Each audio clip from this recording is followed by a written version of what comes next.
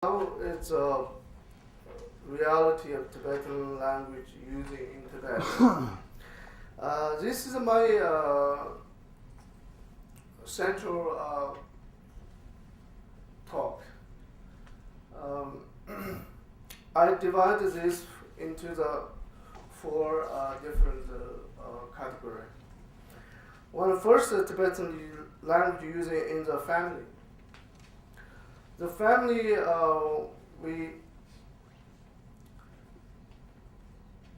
the village or family who lived within the majority of the Chinese Han village, they all speak Chinese. And or they have oral Tibetan without oral Tibetan literacy. The rural family, Tibetan is monolingual, but use the Chinese product name without comprehension. This means those new words without the translation, many words emerge into the Tibetan conversation. For example, in the agricultural area family, they said, "Aro, not it's perfect." And then the young generation, "Aro, not the key word is Chinese. And then can you imagine if this situation continues to increase, how soon we're going to lose our language? This is a rural family.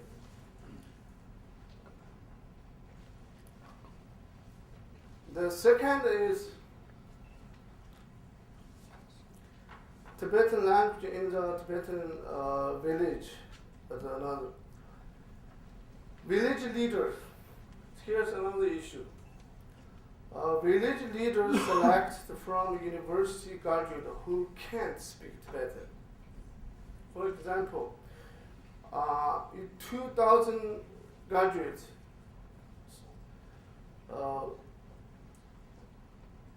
in Gannan prefecture, they trained the 2,000 of graduate students for the leader of the village.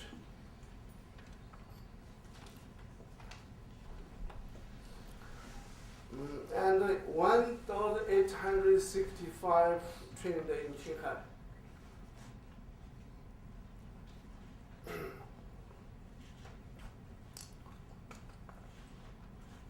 These are, if they all selected students who can fluently speak Tibetan and have deep experience with the Tibetan family or village, it's okay.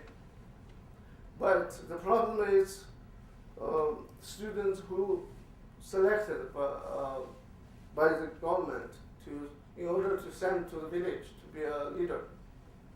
That's what causes misleading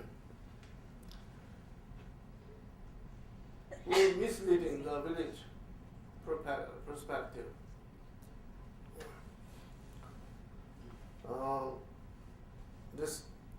The animal herding areas here, little impact of Chinese language, except the new product's name.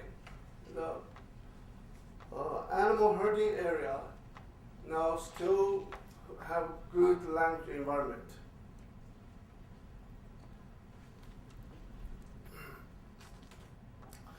In the agricultural area, the compact Tibetan area near Han district influence each other. Here is a good example in two villages. During the 1958 to 60, they moved many local Chinese people beside the Tibetan village. Year by year, they have a contact in the daily life. They have many conversation. They very deeply influence each other. And then this speak. Now the local village, Tibetan villager more speaking Chinese. The Chinese are not Mandarin, they speak local dialect Chinese. They influence very much. In the township, they completely mixed. The kids are only speak Tibetan at home, but a few families. If both parents can speak Tibetan, their children can speak Tibetan. If the one side, or parent, one mother or father, only mother or father can speak Tibetan, and then their kids never speak Tibetan. This situation also increasing because of the urbanization in all the Tibetan area.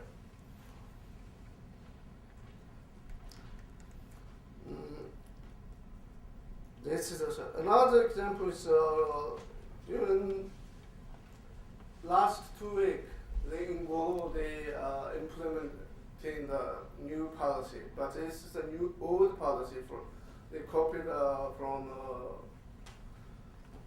early year from the Tibetan autonomous regions law. They said if every Chinese Han or rest of the minority people have to learn in Tibet, otherwise we can't increase your salary, promote your position. This program, they said only the period is 1.5 years. They will do that. They're going to do it. This another thing. The third one is Tibetan language in the school.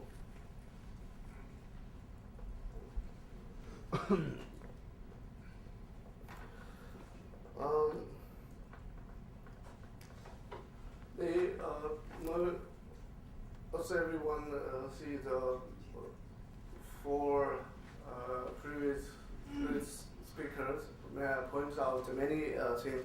I just wanted to quote here Gustin. What's Gustin say?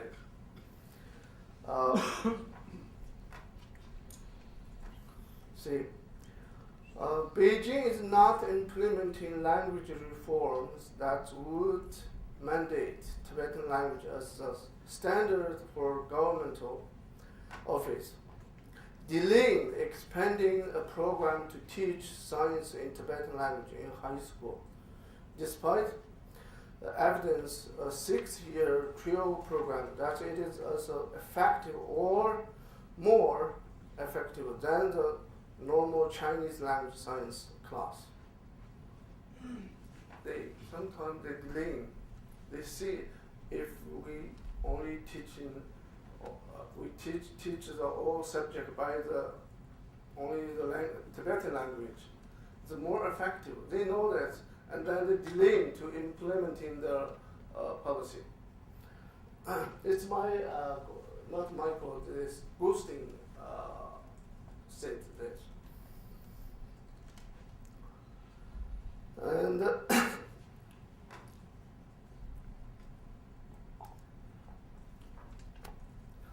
education policy shifting from promoting the Tibetan to introducing Chinese earlier.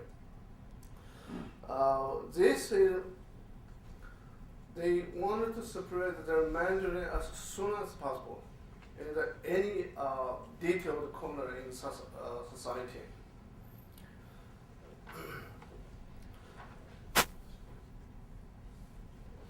The fourth one, the Tibetan language in the monastery.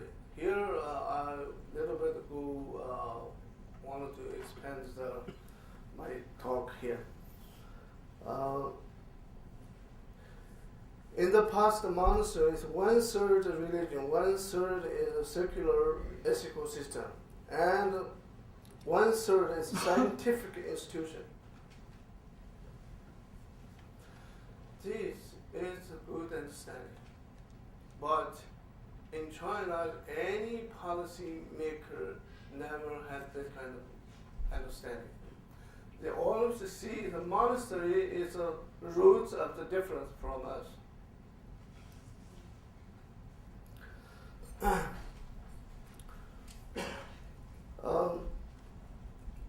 Clearly, for the villagers and all Tibetan people, the monastery is so important in the society. It's a cohesional structure that's holding the society, sustaining. But in the classical culture or classical literature, they use in the Tibetan language very perfect. No question about this.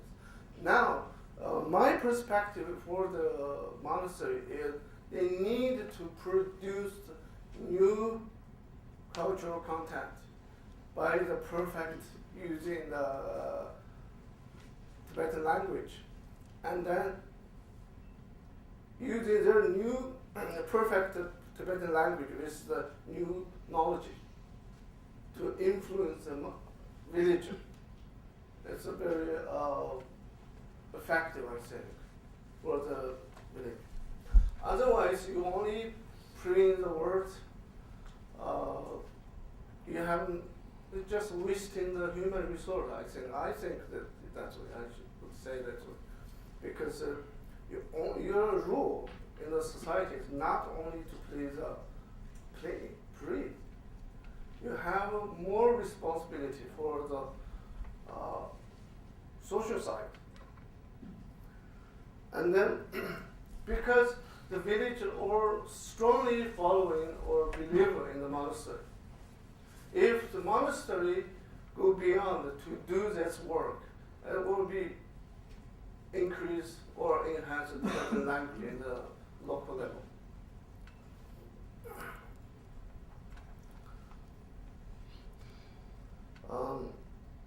Monasteries should function as a center that's maintain the traditional knowledge and also observe new knowledge to empower Tibetan language in local society. Again, here I need to clarify, I'm not saying to emphasizing the monastery's power more in Tibetan society. I'm asking the monastery needed to work and think more to empower the Tibetan language in the local society.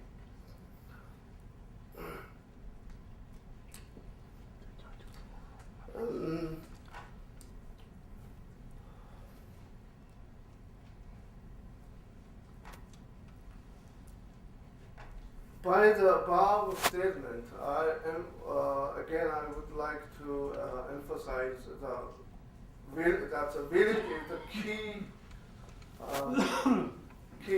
for the maintain and revitalizing the Tibetan language. We see in the urban area how many Tibetan people live in the urban area. How many children in school? What do they learn? And how many people are urban in the township? It's a few number. As Mr. Bamon mentioned before, they change the language structure there, the punctuation like this. That's why circular poetry and the traditional literature is very hard to match. Here, the conclusion: why the village is the key to maintaining and revitalizing the Tibetan language. The village now is the final station of the Tibetan society. The government already moved on to working in the village. We Tibetan people a few people started thinking village, how to develop. I think it's a very critical time to focus and enhance the village, develop the village. For example, we support the village Manikon as a cultural center.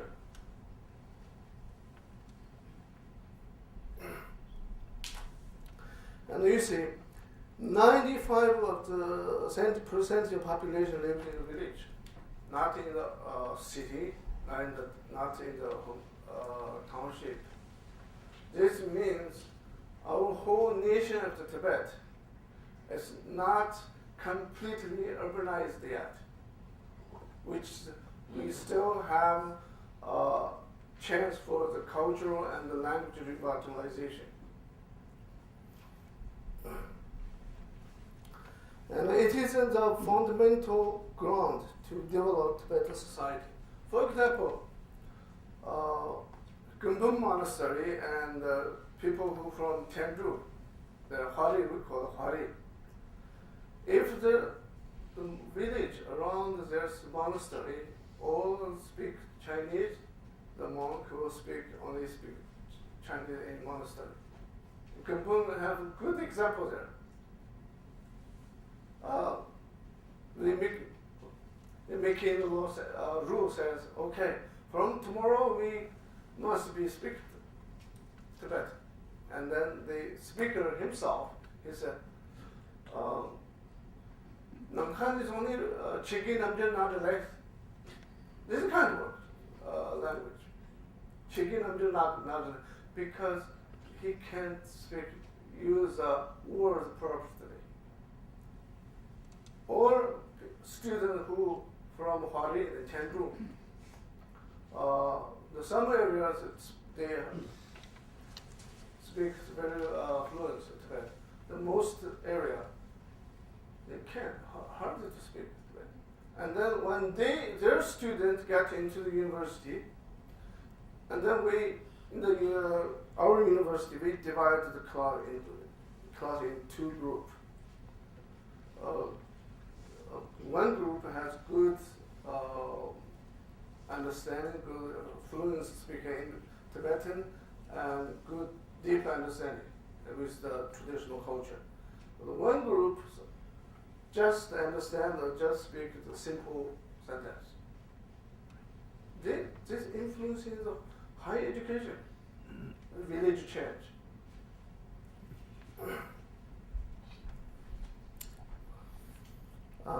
Here, if Tibetan village change radically, then there's nothing left for future of Tibet. This, or Tibetan government or the Chinese government needed to think about this, but the Chinese government started working on the village. I'm not sure which way they were leading to. But the clear situation is if they send the people who have any understanding or experience with their village, that's misleading. If we could be able to send, or we keep our traditional way, just say villagers to vote their own village leader, that's the other way.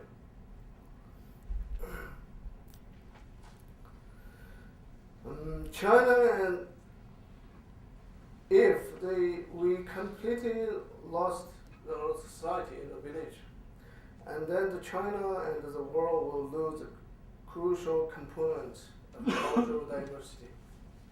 It's my perspective. Tibetan village needs culturally relevant, sustainable education. That's my final recommendation. We need to focus on this. Culturally relevant, sustainable education. It's so important. Otherwise, we will live in the mixed the condition, culture and language.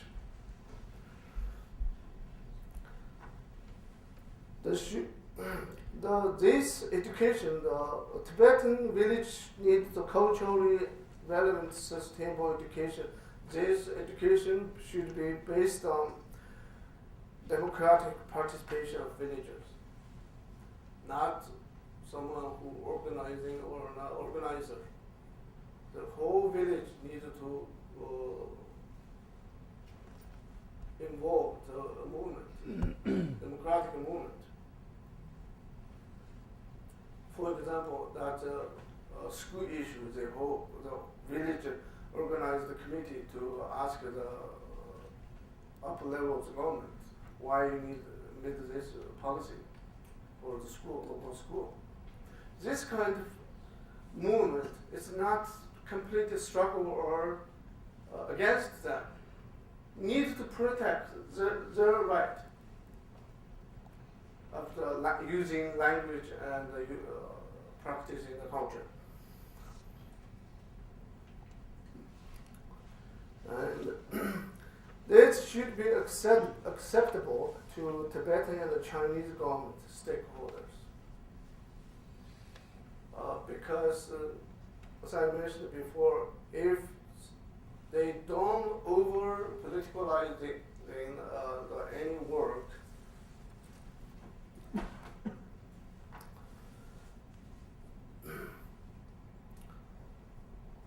the revitalizing the Tibetan language in the educational sphere can prevent shrinking of language functions of Tibetan and its revival in cultural institutions.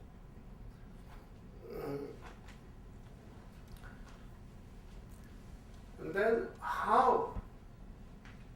The next step for me, for my discussion, is how do we mediate the autonomy law and the actual situation to work well. It's not only a cultural relevant sustainable education. If there's some other solution could place in this situation.